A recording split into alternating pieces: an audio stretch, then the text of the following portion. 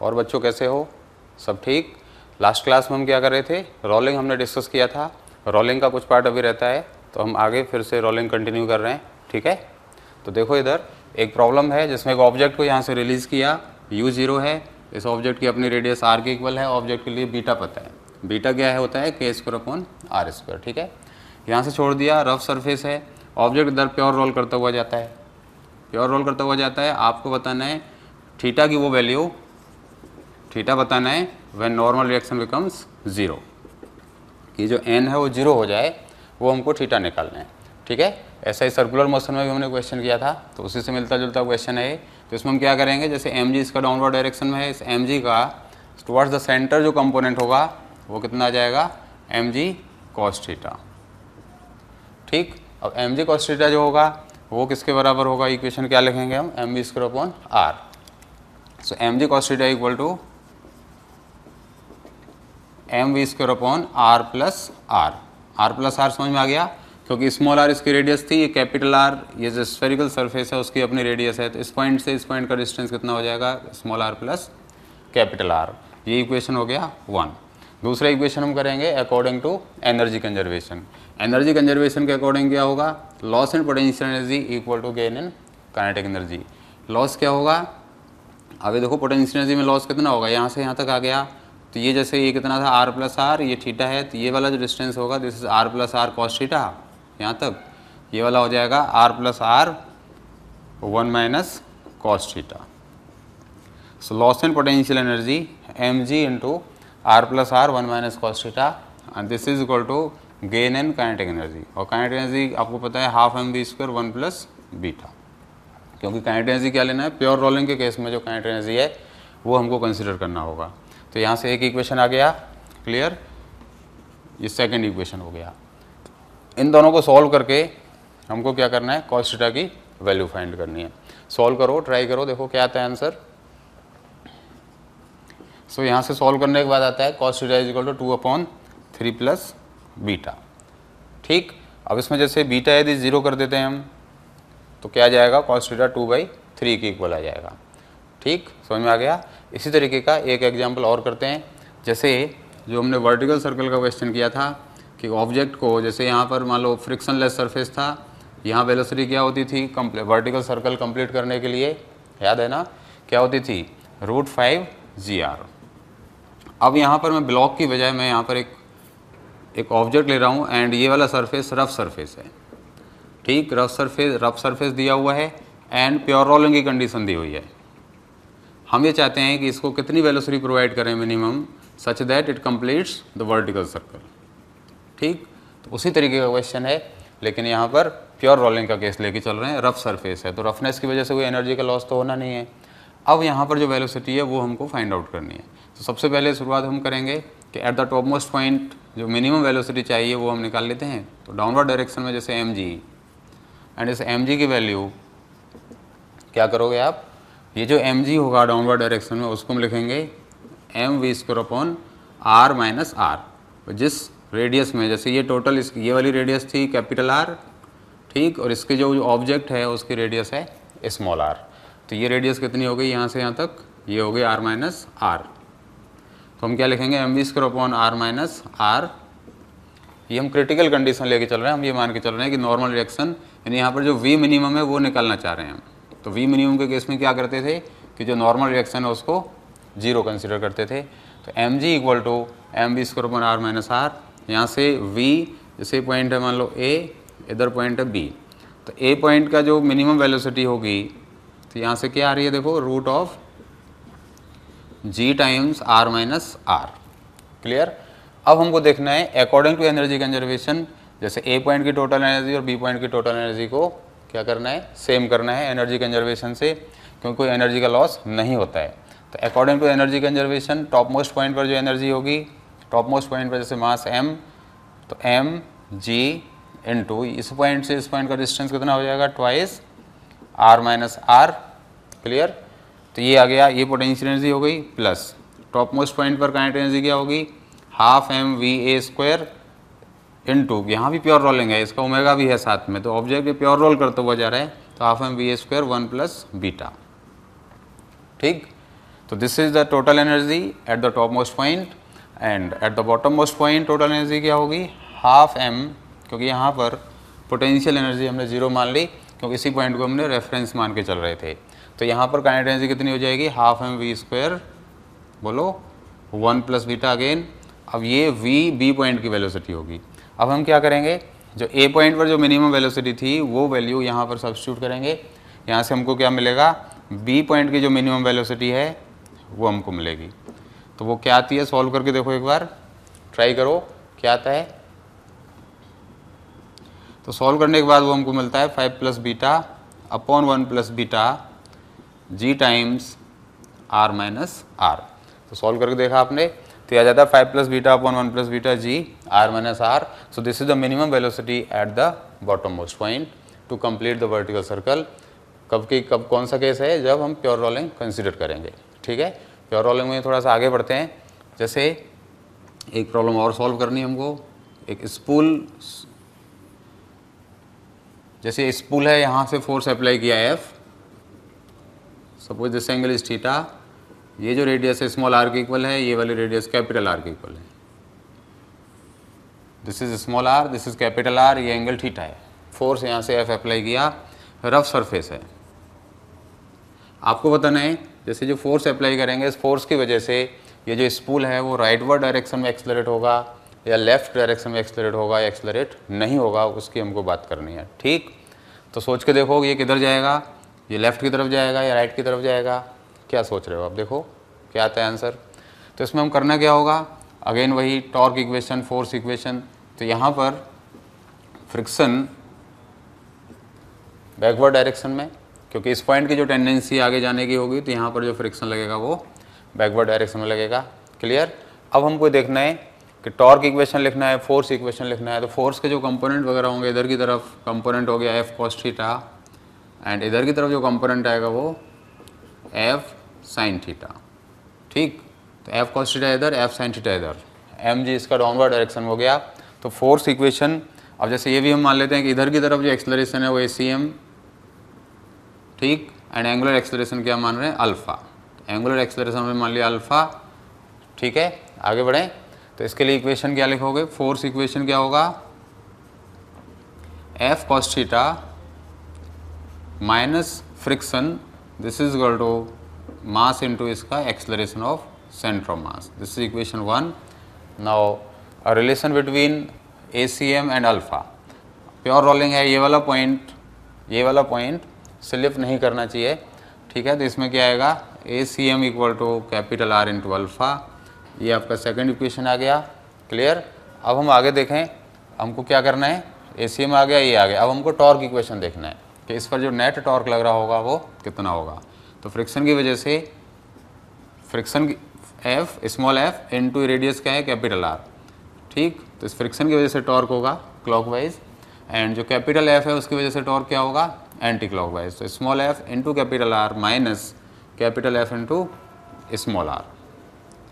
ठीक है, ये नेट टॉर्क आ गया, and this is equal to ICM into alpha. ये थर्ड इक्वेशन आ गया।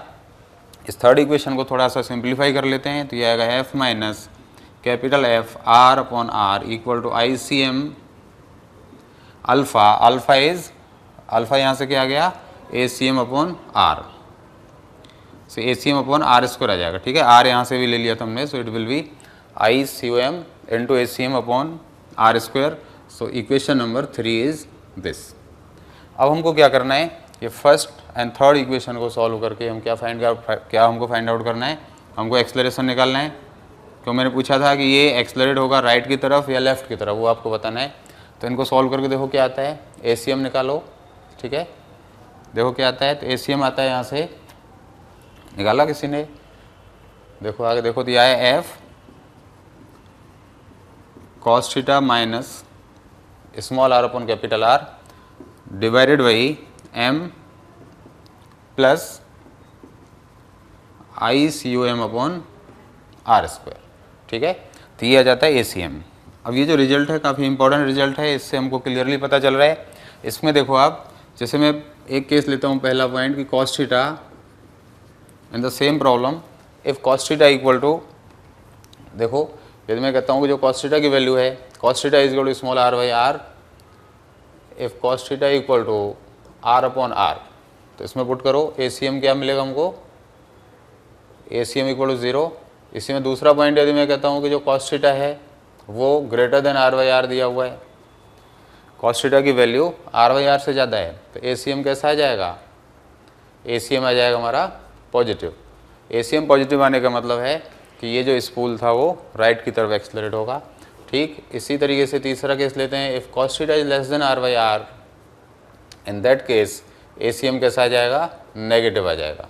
इट मीन्स ये जो स्पूल है वो बैकवर्ड डायरेक्शन में जाएगा, फोर्स हम लगा रहे हैं इधर की तरफ बट मूव करेगा लेफ्ट की तरफ। तो ये एक्चुअली थीटा पर डिपेंड करेगा कि एक्सलरेशन इसका पॉजिटिव होगा या नेगेटिव होगा। यहाँ तक समझ में आ गया। इसी तरीके की रोलिंग में एक प्रॉब्लम और हम आगे सॉल्व करते हैं जो कि बहुत ही इंपॉर्टेंट क्वेश्चन है। जैसे एक ऑब्जेक्ट, ये रफ सरफेस, क्लियर। अच्छा, अब यहाँ पर मैंने कोई एक्सटर्नल फोर्स अप्लाई किया F, एंड ये जो हाइट है यहाँ पर सेंटर से, सेंटर पॉइंट O है, O पॉइंट से जिस पॉइंट पर हमने फोर्स अप्लाई किया है उस पॉइंट की जो हाइट है वो H के इक्वल है। ठीक, रफ सरफेस है, प्योर रोलिंग का केस है। ठीक है, इसमें हमको क्या करना है, इसमें हमको निकालना है कि फ्रिक्शन कितना लग रहा होगा, किस डायरेक्शन में लग रहा होगा, इसका एक्सलरेशन कितना होगा। तो उसके लिए इक्वेशंस हम बनाते हैं। ये फोर्स हमने हॉरिजॉन्टल लगाया हुआ है, फ्रिक्शन किधर की तरफ लगेगा, फ्रिक्शन के बारे में बताओ, राइट की तरफ या लेफ्ट की तरफ, सोचो। सफिशिएंटली रफ है तो इसमें जैसे आप सोच रहे हो कि फ्रिक्शन कोई सोचेगा राइट की तरफ, कोई सोचेगा लेफ्ट की तरफ, बट एक्चुअली हम फ्रिक्शन की डायरेक्शन इस तरीके से इसमें नहीं बता सकते हैं। हमको पूरा सॉल्व करना पड़ेगा, उसके बाद ही हम फ्रिक्शन के बारे में कुछ कंक्लूजन निकाल सकते हैं। तो इसमें मैं मान के चल रहा हूँ कि ऑब्जेक्ट क्या है, बीटा है। बीटा मीन्स हमारे पास, बीटा का मतलब समझ रहे हो ना, बीटा की वैल्यू कुछ भी हो सकती है। बीटा में भी 1, इट में भी half, depending upon the object. जैसे रिंग के केस में बीटा 1 होता है, डिस्क के केस में हाफ होता है। इसमें फ्रिक्शन की डायरेक्शन किधर होगी, सोचा आपने? तो कोई सोच रहा होगा राइट की तरफ, कोई होगा लेफ्ट की तरफ। फ्रिक्शन चलो हम अपनी तरफ से एज्यूम कर लेते हैं कि फ्रिक्शन इसमें राइट की तरफ मैं मान लेता हूँ। अब मुझको क्या करना पड़ेगा, टॉर्क इक्वेशन लिखना होगा, फोर्स इक्वेशन लिखना होगा। इसके लिए मान लेते हैं कि एक्सलरेशन इसका इधर की तरफ है A और ACM राइट की तरफ, एंड सेंटर के अबाउट जो एंगुलर एक्सलरेशन है वो क्लॉकवाइज हो गया अल्फा। ठीक है, तो इसमें आप इक्वेशन लिखोगे। फोर्स इक्वेशन हम क्या लिखेंगे, small f plus capital F, इन दोनों का जो सम होगा equal to mass into acceleration. Equation 1 आ गया। ठीक, उसके बाद हमको लिखना है टॉर्क इक्वेशन। टॉर्क इक्वेशन में जैसे क्लॉकवाइज है तो capital F into H minus friction की वजह से होगा small f into capital R, this is equal to ICM into alpha, ICM into alpha. And अब इसमें अल्फा और ACM में जो रिलेशन होगा, क्योंकि हम कंडीशन लेके चल रहे हैं प्योर रोलिंग की, ये दिया हुआ है कि ऑब्जेक्ट है pure rolling, it means ACM is equal to क्या लिखेंगे, रेडियस इसकी R के इक्वल है, तो रेडियस R के इक्वल है तो ACM equal to R into alpha के इक्वल होगा। ये थर्ड इक्वेशन आ गया। अब इनको जैसे ये 3 इक्वेशन हमने लिखे, फर्स्ट सेकंड थर्ड, इनकी हेल्प से, सेकंड की हेल्प से हम लिख सकते हैं। हमको फाइंड आउट क्या करना है, फ्रिक्शन की वैल्यू फाइंड आउट करनी है। तो मैं इस इक्वेशन को R से डिवाइड करता हूँ, तो H/R minus friction equal to ICOM alpha. Alpha यहाँ से आ गया ACM/R, it is ACM upon R, and R एक और था तो ये आ गया ACM अपॉन R² आ गया। ठीक है, तो इसको हमने मान लिया इक्वेशन नंबर 4। अब मैं क्या करता हूँ, इक्वेशन 1 एंड 4 को यदि हम सॉल्व करते हैं, 1 एंड 4 को सॉल्व करो, एंड क्या निकालना है हमको, फ्रिक्शन की वैल्यू निकालनी है। तो यहाँ से सॉल्व करने के बाद जो फ्रिक्शन आता है, देखो क्या आएगा, फ्रिक्शन निकालो, ACM भी निकालो, दोनों निकालो, तो फ्रिक्शन आ जाता है यहाँ से सॉल्व करके, capital F H/R minus beta, capital F H/R minus beta divided by 1 plus beta. तो ये आ जाता है फ्रिक्शन फोर्स। क्लियर। अब यहाँ जो ACM भी आप निकालोगे तो ACM यहाँ पॉजिटिव आएगा। अब आगे देखो, ये जो फ्रिक्शन का फॉर्मूला हमने निकाला, इस पर डिपेंड करेगा, इसके बेसिस पर हम बता सकते हैं कि फ्रिक्शन बैकवर्ड डायरेक्शन होगा या फॉरवर्ड डायरेक्शन होगा। जैसे इसमें एक केस में लेता हूँ, फर्स्ट केस, जैसे if H/R equal to beta, इस in this formula if we put H/R equal to beta, so in that case friction की वैल्यू क्या आएगी, 0। ठीक है, यानी फ्रिक्शन लगेगा ही नहीं। रफ सरफेस होने के बावजूद भी फ्रिक्शन नहीं लगेगा एंड प्योर रोलिंग हो रही होगी, यदि ये वाली कंडीशन सेटिस्फाई होती है तो। ठीक, अच्छा अब इसमें यदि ये मैं कहता हूँ दूसरा पॉइंट हम लिखते हैं H by R greater than beta है, एच बाई आर की वैल्यू बीटा से ज़्यादा है, तो उस केस में क्या आएगा, फ्रिक्शन पॉजिटिव आ जाएगा। पॉजिटिव आने का मतलब है जो डायरेक्शन हमने एज्यूम किया उसी डायरेक्शन में फ्रिक्शन फोर्स एक्ट करेगा। ठीक, थर्ड पॉइंट यदि मैं कहता हूँ H upon R is less than beta, so in that case friction force क्या हो जाएगा, नेगेटिव हो जाएगा। नेगेटिव का मतलब फ्रिक्शन फोर्स की डायरेक्शन बैकवर्ड डायरेक्शन होगी, लेफ्ट की तरफ डायरेक्शन होगी। ठीक है, सो इसके बेसिस पर आप ये बताओ मुझे कि जैसे ये रिंग है, uniform ring of mass M radius R, और यहाँ पर मैंने फोर्स अप्लाई किया। ठीक, रफ सरफेस है, फ्रिक्शन कोएफिशिएंट म्यू दिया हुआ है, फ्रिक्शन कोएफिशिएंट म्यू एस दिया हुआ है, तो आप बताओ फ्रिक्शन फोर्स कितना लगेगा, फ्रिक्शन फोर्स कितना लग रहा होगा। रिंग के केस में बीटा क्या होता है बताओ, बीटा इन दिस केस 1, तो ये जो फॉर्मूला है इसमें एच की वैल्यू आर की इक्वल हो गई, ये एच हो गया ना यहाँ तक, तो H equal to R and beta equal 1, तो ये जो रिजल्ट है इसमें H equal to R put करो and beta equal to 1 put करो, तो फ्रिक्शन क्या आता है, 0। क्लियर, यानी कि एक यूनिफॉर्म रिंग लेते हो आप और टॉप मोस्ट पॉइंट पर फोर्स अप्लाई करते हैं, तो उस केस में ये जो हॉरिजॉन्टल सरफेस है, हॉरिजॉन्टल सरफेस रफ हो या स्मूथ हो, कोई चेंज आने वाली सिचुएशन में कोई चेंज नहीं आएगा। रफ सरफेस होगा तब भी प्योर रोलिंग होगी, यदि स्मूथ सरफेस भी है तब भी प्योर रोलिंग होगी। ठीक है, तो प्योर रोलिंग के लिए यदि हम ये कहें कि फ्रिक्शन होना ज़रूरी है, सरफेस का रफ होना ज़रूरी है, वो कोई नेसेसिटी नहीं है, वो डिपेंड करेगा कंडीशन क्या है, एच वगैरह, एच पर डिपेंड करेगा एंड बीटा की वैल्यू है उस पर डिपेंड करेगा। जैसे मैं एक एग्जांपल और लेता हूँ, मान लो सॉलिड स्फीयर है, सॉलिड स्फीयर है, मैंने टॉप मोस्ट पॉइंट पर फोर्स अप्लाई किया एंड ये रेडियस आर की इक्वल है, तो इसमें अब मुझे बताओ कि फ्रिक्शन फोर्स किधर की तरफ लग रहा होगा, सोच के बताओ फ्रिक्शन किधर लग रहा होगा इस केस में, सॉलिड स्फीयर के केस में, क्योंकि सॉलिड स्फीयर के लिए आपको पता है बीटा क्या है, बीटा होता है 2/5। फॉर्मूला क्या है फ्रिक्शन का, ये अभी हमने लिखा था, friction is equal to capital F into H by R, H is equal to R के इक्वल है क्योंकि ये आर है, ये एच इक्वल टू आर, तो this is 1 minus beta, beta हमारा हो गया 2/5, 2/5 डिवाइडेड बाई कितना है 1 प्लस बीटा, तो यहाँ से जो फ्रिक्शन की वैल्यू आ गई वो क्या आ गई, this is positive. Clear, so friction किधर लग रहा होगा, राइट की तरफ लग रहा होगा।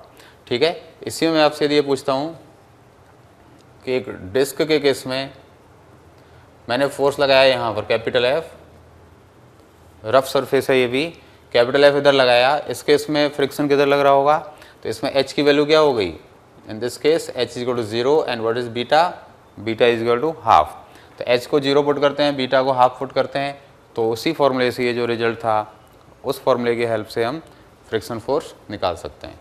ठीक, तो फ्रिक्शन फोर्स निकालेंगे तो क्या आएगा, यहाँ आ रहा है नेगेटिव, इसका मतलब हुआ फ्रिक्शन किधर लग रहा होगा, इस डायरेक्शन में फ्रिक्शन लग रहा होगा। क्लियर, तो ऐसे ही हम किसी भी केस में इस पर रिलेटेड मैचिंग का क्वेश्चन बन सकता है, तो कई सारे ऑब्जेक्ट दे दिए उसमें पूछ लिया, या डिफरेंट पॉइंट्स और फोर्स की वैल्यू दे दी, बीटा अलग अलग है, friction right word left word and friction की वैल्यू क्या होगी, एंड मिनिमम फ्रिक्शन कोएफिशिएंट की यदि हम यहाँ बात करें कि इस केस में मिनिमम फ्रिक्शन कोएफिशिएंट क्या होना चाहिए प्योर रोलिंग के लिए, तो आपको पता है कि जो फ्रिक्शन है कौन सा लग रहा है, स्टैटिक, और स्टैटिक फ्रिक्शन हमारा less than equal to mu S into normal reaction, तो इस केस में नॉर्मल रिएक्शन किया है एम जी की इक्वल, तो इस म्यू एस एम जी को जो फ्रिक्शन का जो हमने वहाँ फॉर्मूला लिखा था वो क्या था, एफ इज इक्वल टू, तो यहाँ से आ जाएगा म्यू एस एम जी। ठीक, ये जो फ्रिक्शन की वैल्यू है एंड ये फ्रिक्शन क्या है, लेस देन इक्वल टू, हम क्या लिख देंगे यहाँ से, देखो फ्रिक्शन था, इधर देखो इस वाले फॉर्मूले में फ्रिक्शन था F H by R minus beta upon 1 plus beta. ठीक है, अब ये जो वैल्यू है इतना फ्रिक्शन चाहिए, ठीक है, और अवेलेबल जो मैक्सिमम फ्रिक्शन क्या है, म्यू एस एम जी। ठीक, तो जैसे म्यू एस की हमको वैल्यू निकालनी है, तो फ्रिक्शन की जगह पर हमने क्या लिख दिया, यहाँ से जैसे फ्रिक्शन था less than mu S M G, वो फ्रिक्शन का जो फॉर्मूला है F H by R minus beta divided by 1 plus beta and this is less than equal to mu S M G. तो यहाँ से हम म्यू एस की value जो मिनिमम वैल्यू होगी फ्रिक्शन कोएफिशिएंट की, वो वाली वैल्यू हम निकाल सकते हैं। ठीक है, इसी में आगे बढ़ते हैं। प्योर रोलिंग के केस में आप ये बताओ कि जैसे ये बहुत ही इंपॉर्टेंट कॉन्सेप्ट है, अच्छी तरह से समझो कि प्योर रोलिंग में जो डिफरेंट पॉइंट्स हैं उनके एक्सलरेशंस के बारे में क्या सोचते हो आप। एक्सलरेशन की बात कर रहा हूँ, acceleration of different points in case of pure rolling, in case of pure rolling. तो इसमें सबसे पहले जैसे v है, इधर v equal to R omega दिया हुआ है, this is the condition of pure rolling. यदि मैं आपसे पूछता हूँ कि जो बॉटम मोस्ट पॉइंट है, जो पॉइंट c है, जो बॉटम मोस्ट पॉइंट है, उस पॉइंट का एक्सलरेशन के बारे में, जैसे आपको इस पॉइंट की वेलोसिटी तो पता है, वेलोसिटी इसकी क्या है, VCM माइनस आर ओमेगा, जो कि 0 की इक्वल है, VCM minus R omega equal to 0। अब आपको बताना क्या है, इस C पॉइंट के एक्सलरेशन के बारे में बताना है। तो एक्सलरेशन में हम क्या देखेंगे, तो क्या था, ये ट्रांसलेशन रोटेशन का कॉम्बिनेशन था। ACM इधर क्या है 0, ये कांस्टेंट है, v equal to R omega constant है, ACM हो गया 0, तो अल्फ़ा भी 0 हो जाएगा, क्योंकि यहाँ से ACM इज इक्वल टू जैसे आर अल्फ़ा होता है, तो एंगुलर एक्सलरेशन भी यहाँ पर 0 होगा। बच गया क्या, ओनली सेंट्रीपिटल एक्सलरेशन। जैसे मैं एक पॉइंट ये लेता हूँ, इस पॉइंट का ये भी क्या है, यहाँ पर जो एक्सलरेशन होगा वो v square upon R downward direction होगा, इस पॉइंट का एक्सलरेशन होगा v square upon R upward direction. ऐसे यहाँ पर कोई पॉइंट है, इसका एक्सलरेशन भी v स्क्वायर अपॉन आर, इधर ऐसे किसी भी पॉइंट का यहाँ पर हम एक्सलरेशन देखेंगे तो सेंटर की तरफ v स्क्वायर अपॉन आर के इक्वल आएगा। हर एक पॉइंट का जो सरकमफेरेंस है, जो हम पॉइंट ले रहे हैं, v स्क्वायर अपॉन आर के इक्वल उसका एक्सलरेशन होगा। ठीक, अब मैं इसमें जनरल केस लेता हूँ, जैसे ये ऑब्जेक्ट है, इसके पास इसका जो एक्सलरेशन ऑफ सेंटर ऑफ मास वो 0 नहीं है, मीन्स प्योर रोलिंग तो है बट एक्सलरेटेड है। ये वाला देखो आप कि इधर की तरफ इसकी जो वेलोसिटी है वो v दे रखी है, एंड इसमें इधर की तरफ ये जो एंगुलर एक्सलरेशन दे रखा है अल्फ़ा, इस डायरेक्शन में जो इसका एक्सलरेशन है वो है ACM। ठीक, ACM equal to R alpha दिया हुआ है, एंड इसकी जो एंगुलर वेलोसिटी है, इधर जैसे वेलोसिटी v है एंड एंगुलर वेलोसिटी क्या है, ओमेगा, इसकी एंगुलर वेलोसिटी ओमेगा है। तो इसमें हमको क्या देखना है कि कोई भी यदि हम पॉइंट लेते हैं, उस पॉइंट के जो एक्सलरेशन है उसके बारे में बात करनी है। ठीक है, देखो सॉल्व करके देखो क्या आता है। तो इसमें जैसे हमको निकालना है कि जो डिफरेंट पॉइंट्स हैं उनके एक्सलरेशन की बात करनी है। तो जैसे मैंने यहाँ पर देखा कि एक पॉइंट यहाँ ले रहा हूँ, सपोज ये पॉइंट है P, इस P पॉइंट का नेट एक्सलरेशन क्या होगा, प्योर रोलिंग की कंडीशन ले रहे हैं, v equal to R omega दिया हुआ है, एक्सलरेशन सेंटर ऑफ मास इधर की तरफ है, ओमेगा इसकी angular velocity and alpha angular acceleration. तो जैसे ये पॉइंट है, एक्चुअली है क्या, ये रोलिंग क्या है, rolling is the combination of translation and rotation. तो दोनों की वजह से जो एक्सलरेशन होंगे उनका हमको नेट इफेक्ट कंसिडर करना होगा। तो जैसे ACM इधर की तरफ है, तो इस पॉइंट का एक एक्सलरेशन हो गया ACM इधर की तरफ। ठीक, इसके बाद ये ओमेगा, जैसे अल्फा इसका एंगुलर एक्सलरेशन है, तो इस पॉइंट का टेंजेंशियल एक्सलरेशन हो जाएगा R into alpha, small R into alpha, ध्यान रखना है। जैसे रेडियस ये टोटल तो कैपिटल आर है, लेकिन मुझे P पॉइंट का इधर की तरफ टेंजेंशियल एक्सलरेशन देखना होगा, वो होगा स्मॉल आर इंटू अल्फा। उसके वजह से इसकी एंगुलर स्पीड ओमेगा की इक्वल है, तो सेंट्रीपिटल एक्सलरेशन क्या होगा, आर ओमेगा स्क्वायर। तो इन सब का जो रिजल्टेंट होगा that will be the net acceleration of any point. Okay, इधर देखो, जैसे मैं बॉटम मोस्ट पॉइंट की बात करता हूँ, अगेन वही प्योर रोलिंग, इधर की तरफ ACM and that ACM is equal to R alpha दिया हुआ है, एंगुलर स्पीड ओमेगा दी हुई है। ठीक है, and VCM equal to R omega की इक्वल दिया हुआ है, VCM equal to R omega दिया हुआ है। तो जो बॉटम मोस्ट पॉइंट है उसके एक्सलरेशन, उसके बारे में जो इसका नेट एक्सलरेशन होगा वो बताओ। तो देखो इधर की तरफ ACM इधर की तरफ होगा एंड आर अल्फा इधर की तरफ होगा, एंड इसकी वजह से जो ओमेगा है उसकी वजह से आर इंटू ओमेगा स्क्वायर इधर की तरफ होगा। तो नेट एक्सलरेशन इस बॉटम मोस्ट पॉइंट का एक्सलरेशन कितना हो जाएगा, आर ओमेगा स्क्वायर अपवर्ड। यदि हम यहाँ देखते हैं तो वो एक्सलरेशन क्या होगा, इधर की तरफ आएगा ACM plus R into alpha, clear, ACM plus R alpha, and इधर की तरफ क्या आएगा, R into omega square. So in दोनों का जो रिजल्टेंट होगा that will be the net acceleration at the top most point. इसी में जैसे इंक्लाइन प्लेन पर एक ऑब्जेक्ट को यदि हम रिलीज कर देते हैं और ये ऑब्जेक्ट प्योर रोल कर रहा है, इधर की तरफ ये VCM दिया हुआ है, ऐसे इसका ओमेगा दिया हुआ है, इधर ACM। तो आप ये बताओगे जो बॉटम मोस्ट पॉइंट है, इस बॉटम मोस्ट पॉइंट का एक्सलरेशन कितना होगा। तो अगेन जैसे कि यहाँ हम कर रहे थे, तो ACM इधर की तरफ and R alpha upward up the plane.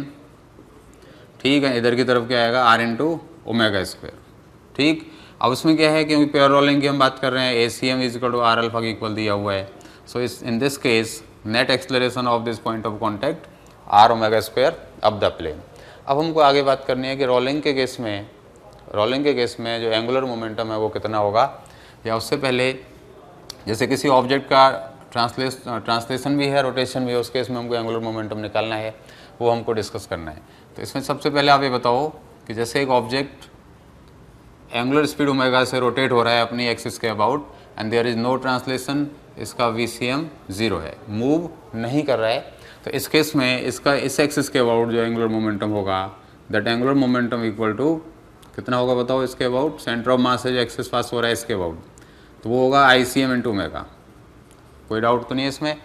अब मैं बात कर रहा हूँ जैसे एक्स एक्सिस है, इधर वाई एक्सिस, और जेड एक्सिस के अबाउट एंगुलर मोमेंटम की बात करता हूँ।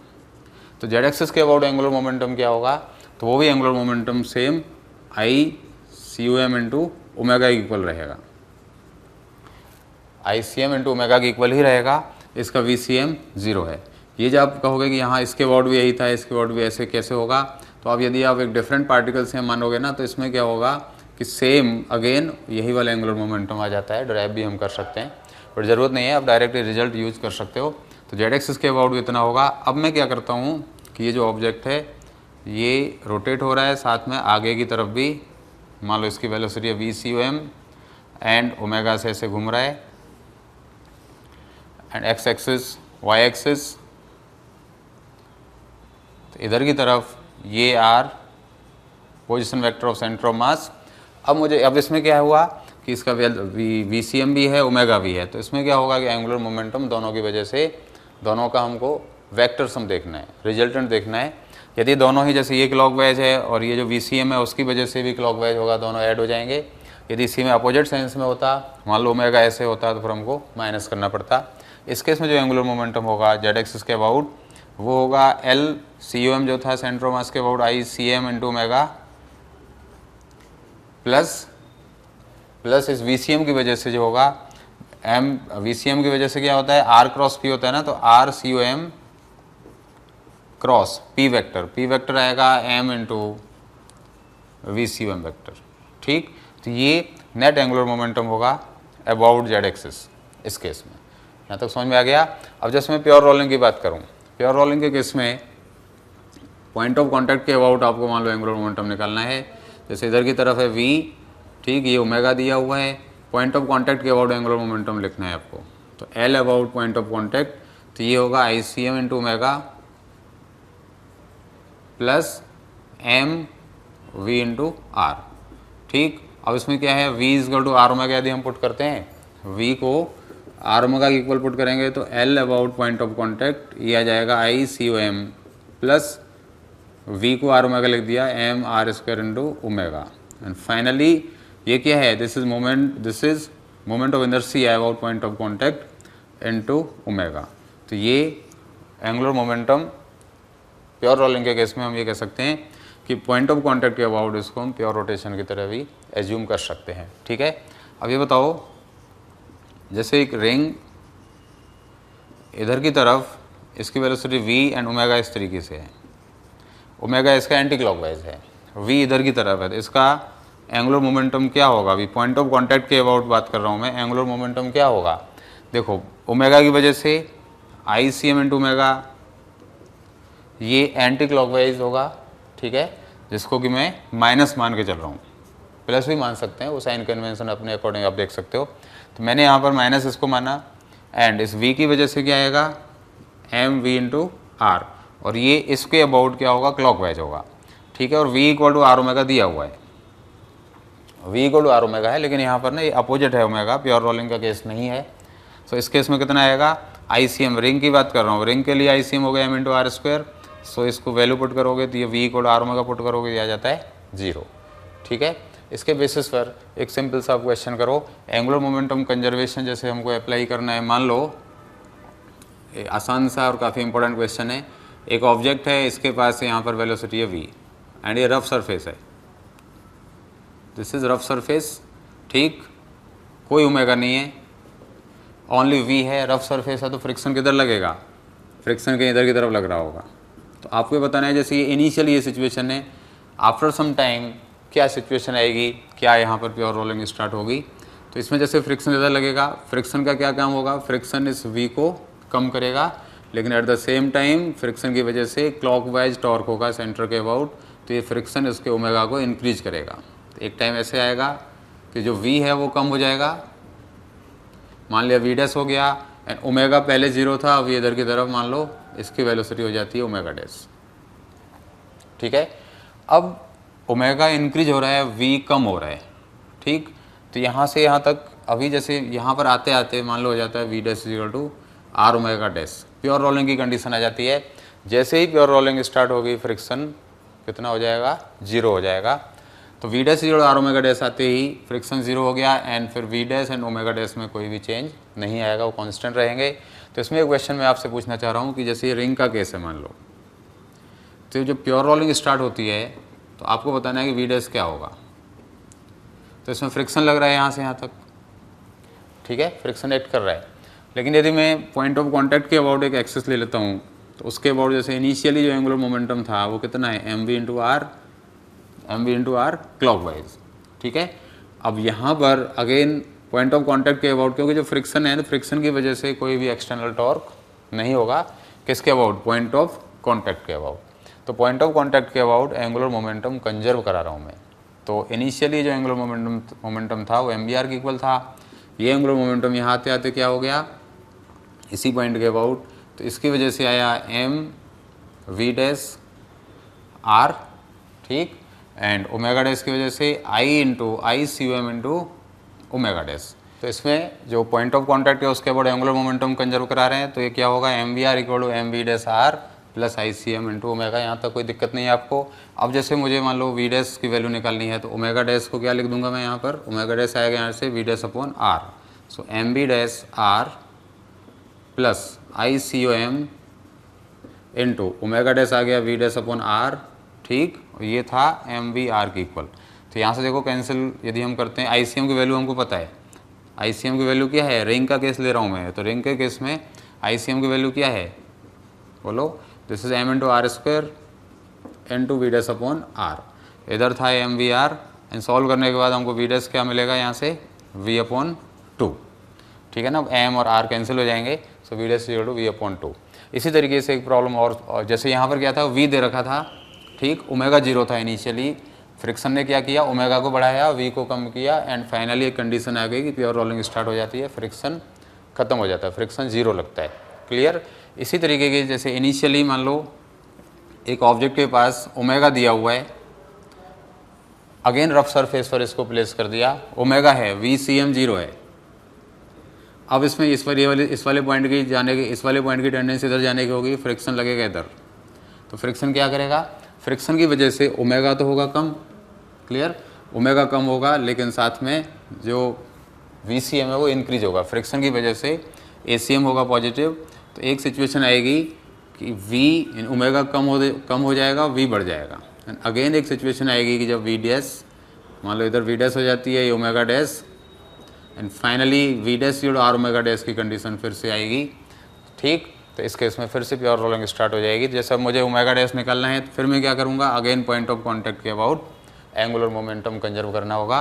तो यहाँ पर एंगुलर मोमेंटम जैसे ओमेगा की वजह से, तो I C M into omega, ठीक, यहाँ पर जो एंगुलर मोमेंटम होगा M V dash R plus I C M into omega dash. तो यहाँ से हमको ओमेगा डैश निकालना है, ओमेगा डैश निकाल सकते हैं, वी डैश निकालना है, वी निकाल सकते हैं, ठीक है। नेक्स्ट क्लास में हम ग्रेविटेशन शुरू करेंगे।